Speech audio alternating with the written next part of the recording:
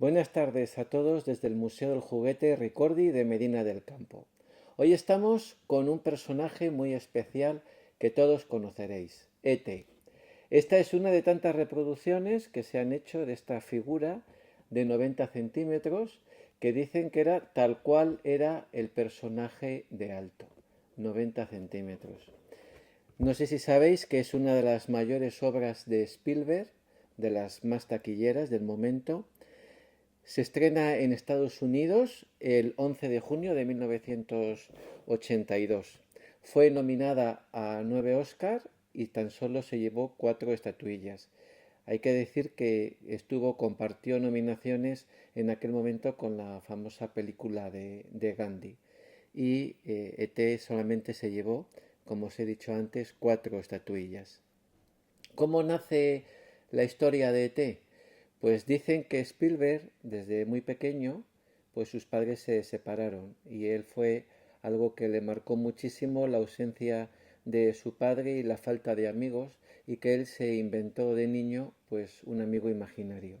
Y dicen que fue algo que marcó mucho en todas sus películas y que más o menos de ahí nació la historia de E.T. con Elliot y Elliot pues se asemeja mucho a la infancia que tuvo Steven pues de niño. Muchos os preguntaréis quién escribió el guión de la película E.T. Pues no fue Steven Spielberg, sino fue Melissa Madison, que fue novia y después mujer de Harrison Ford, que se casaron en el año 1984 y se divorciaron posteriormente en el año 2004. Ella ya hizo un guión de película con Steven Spielberg, En busca del arca perdida, en el cual Spielberg quedó pues muy agradecido y bastante sorprendido del trabajo que hizo en ese guión. Y él tenía muy claro que tenía que ser Melissa la que hiciera este guión, aunque ella tenía sus dudas, pero finalmente empezó a escribir el guión. Y de ahí nacieron las famosas frases de "Ete mi casa, ete teléfono", que dice Spielberg que cuando él se encontró con el guión para trabajar con ella, ya estaban esas frases escritas en él. Otra de las curiosidades es que Harrison Ford sí grabó una escena en la película E.T. En la que hacía de director del colegio de Elliot. Finalmente, Steven Spielberg decidió quitar dicha escena porque consideraba que quitaba mucho protagonismo a los actores de la película.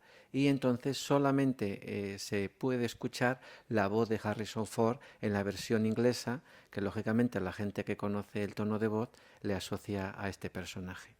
Bueno, aquí traigo una pequeña chuleta porque vamos a hablar de números. Y para decir cifras exactas, pues mejor vamos a ceñirnos al guión. La película E.T. fue más taquillera incluso que La Guerra de las Galaxias. La compró Universal Studios por $1 millón y un 5% de beneficios. Es curioso que la comprara Universal Studios porque la rechazó Columbia, porque entendía que la película era demasiado infantil y no iba a tener todo el éxito que consideraba que podía tener. Fijaros la sorpresa que se tuvo que llevar Columbia cuando vio que la película E.T. recaudó 359 millones de dólares en todo el mundo. Fue durante muchísimos años la película más taquillera del mundo. Solamente superó a la película de E.T. precisamente una obra de Steven Spielberg, que fue Parque Jurásico, que facturó 978 millones de dólares, esta vez sí con Columbia. Uno de los datos más curiosos es cómo salió el personaje E.T. E.T. salió, dicen que la cara salió de dos escritores. Uno de ellos fue Carl Sadburg y el otro Ernest Hemingway, que todos conocemos. Y el cuerpo fue inspirado en Albert Einstein. Este muñeco costó hacerle $1,500,000, ahí es nada.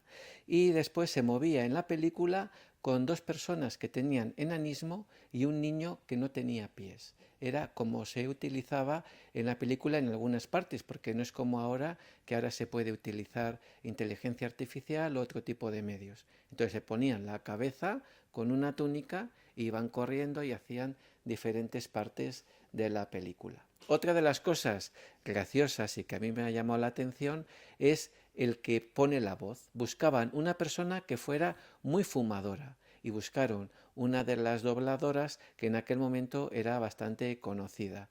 Dicen que costó doblar este personaje 9 horas y tan solo ganó $380. Lo único que se llevó en limpio fue que su voz quedará para toda la eternidad. Y ya para terminar, hay una frase que todos hemos repetido muchas veces: «Hete mi casa». Y esa frase es un homenaje que hace Steven Spielberg a Julio Verne, el cual él tenía gran afición y era gran admirador de él. Y dicen que cuando Julio Verne murió, una de sus últimas frases fue «mi casa». Y de ahí salió esta famosa frase que tantos millones de niños hemos repetido en muchas ocasiones. Gracias a todos por compartir esta historia con Ricordi, Museo del Juguete de Medina del Campo.